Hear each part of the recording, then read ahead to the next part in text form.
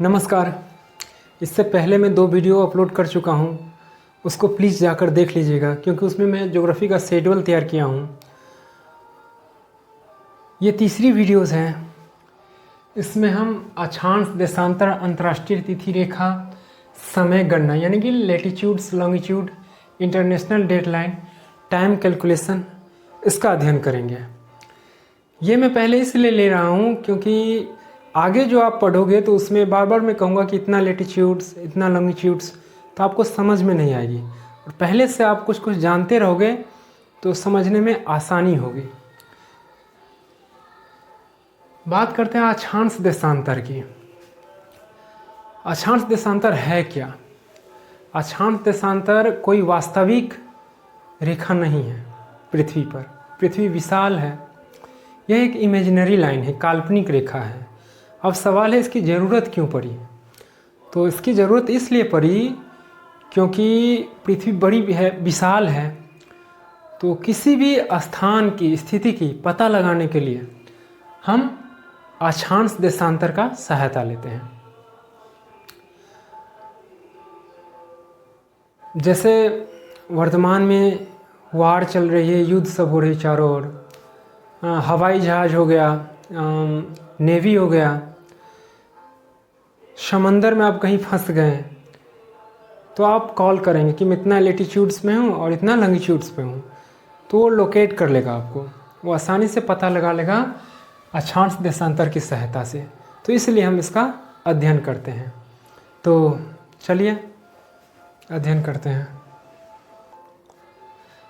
मैं यहाँ पर लिख भी दिया हूँ कि पृथ्वी पर किसी भी स्थान की सही स्थिति, अवस्था, समय का पता लगाने के लिए हम अक्षांश देशांतर रेखाओं की सहायता लेते हैं।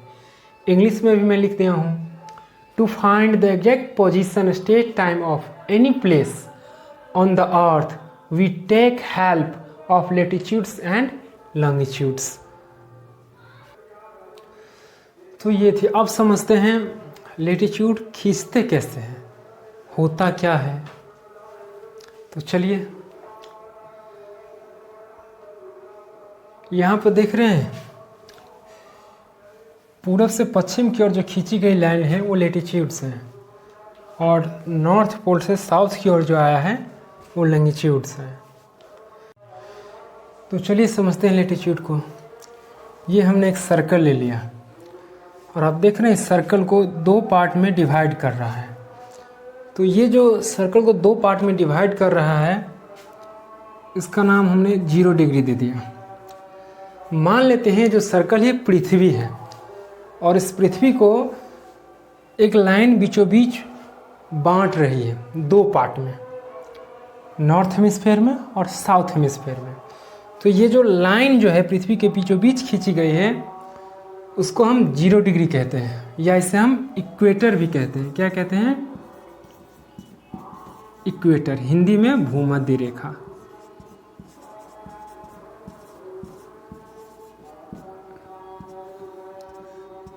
भूमध्य रेखा या विषुवत रेखा भी कहते हैं इसे,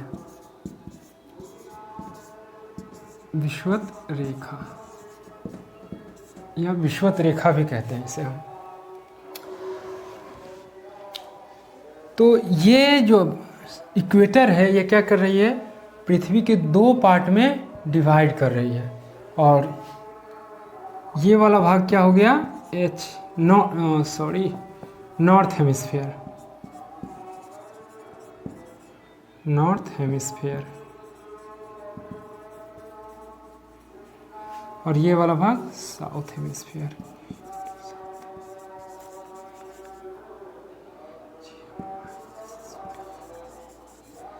north hemisphere, south hemisphere, Hindi में उत्तरी गोलार्ध,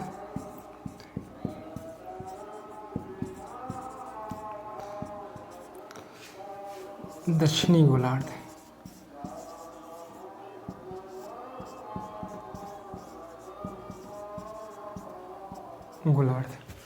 एक बार और समझ लेते हैं इसे अच्छी तरह से। मान लेते हैं जो सर्कल है वो पृथ्वी है, और पृथ्वी के बीचों बीच एक लाइन जाती है, उस लाइन का नाम इक्वेटर है। आप देख रहे हैं कि ये लाइन जो है पृथ्वी के 2 पार्ट में, जैसे यहाँ से गई तो 2 पार्ट में क्या हुआ, ये जो सर्कल है बट गया। तो पृथ्वी का के बीचों बीच खींची हुई लाइन जो कि इक्वेटर है, वो अर्थ को क्या कर रही है, 2 पार्ट में डिवाइड कर रही है। तो जो ऊपर वाली यानी कि नॉर्थ साइड की जो लाइन, नॉर्थ साइड वाली जो भाग है उसका नाम क्या रख देते हैं, नॉर्थ हेमिस्फीयर, और साउथ वाली जो भाग है उसका नाम क्या रख देते हैं, साउथ हेमिस्फीयर। हिंदी में उत्तरी गोलार्ध और दक्षिणी गोलार्ध। गोलार्ध का अर्थ होता है गोल का आधे वाले भाग, गोलार्ध का अर्थ होता है गोल के आधे वाला भाग। तो ये थे। अब हम समझेंगे कि लेटीट्यूड खींचते कैसे हैं।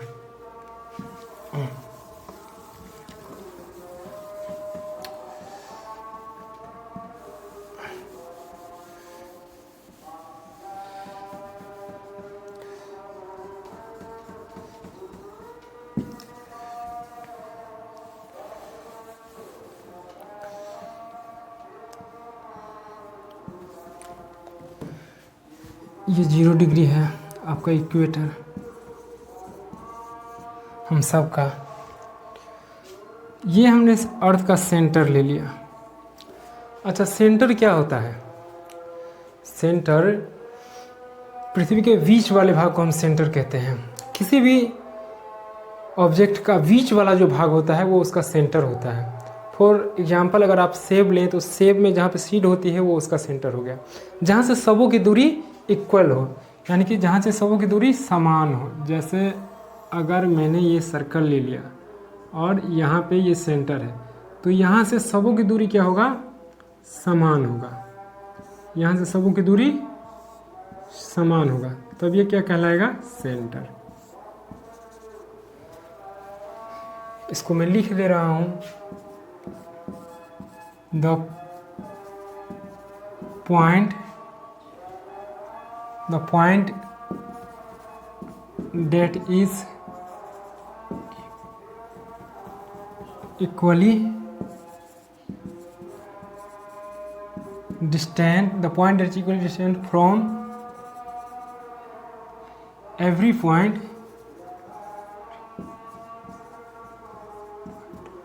on the circumference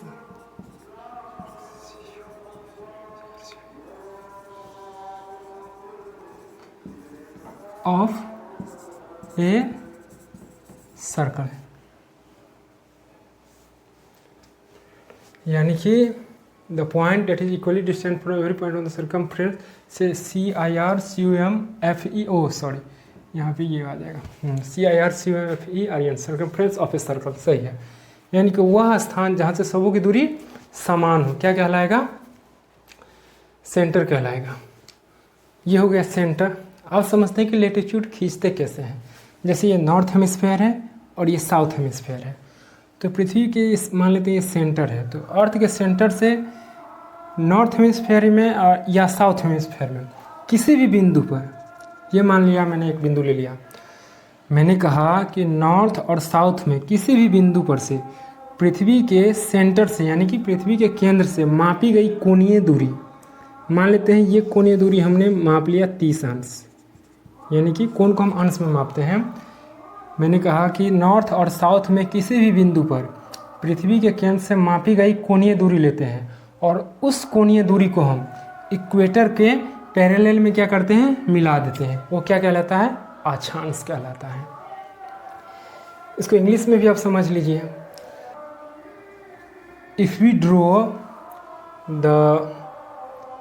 the angular distance measured from the center of the earth to any point north and south and parallel of equator, it is called line of latitudes। एक बार और समझ लेते हैं। if we draw the angular distance measured from the center of the earth to any point north या south and parallel of equator, after that parallel of equator match करते हैं, it is called line of latitudes. Hindi में north और south में किसी भी बिंदु से पृथ्वी के केंद्र से मापी गई कोणीय दूरी लेते हैं और उस कोणीय दूरी को हम क्या करते हैं, इक्वेटर के पैरेलल में मिला देते हैं। तो ये क्या कहलाता है? लेटीट्यूड कहलाता है, अक्षांश कहलाता है। और इसको हम क्या करते हैं, अब मिटा देते हैं। अगर हम कहेंगे कि ये 0 डिग्री है तो ये कितना डिग्री हो जाएगा? 30 डिग्री। एक और ले लेते हैं, यहाँ पे मान लेते हैं ये हमने सेंटर, अर्थ के सेंटर से यहाँ पे ले लेते हैं, अर्थ के सेंटर से मैच कर दिया मैंने, और इसको मैंने 60 अंश ले लिया। कितना डिग्री ले लिया? 60 अंश। और इसको फिर क्या करेंगे, इक्वेटर के पैरेलल में मिला देंगे, और इसको हम इरेज कर देते हैं, मिटा दिया। अगर मैं कहूँ कि ये 0 डिग्री है तो ये 30 डिग्री, और ये 0 डिग्री है तो यहाँ हमने कितना अंश लिया था? 60, तो ये कितना हो जाएगा? 60 डिग्री। इसी तरह से एक और ले लेते हैं, जैसे ये हमने कितना ले लिया? 90 डिग्री, यानी कि यहाँ पर कितना हो जाएगा? 90 डिग्री। वैसे ही सेम साउथ हेमिस्फेयर में खींचेंगे, यहाँ पर भी 90 डिग्री हो जाएगा। जैसे नॉर्थ हेमिस्फेयर में खींचा हूँ वैसे ही साउथ हेमिस्फेयर में भी होगा।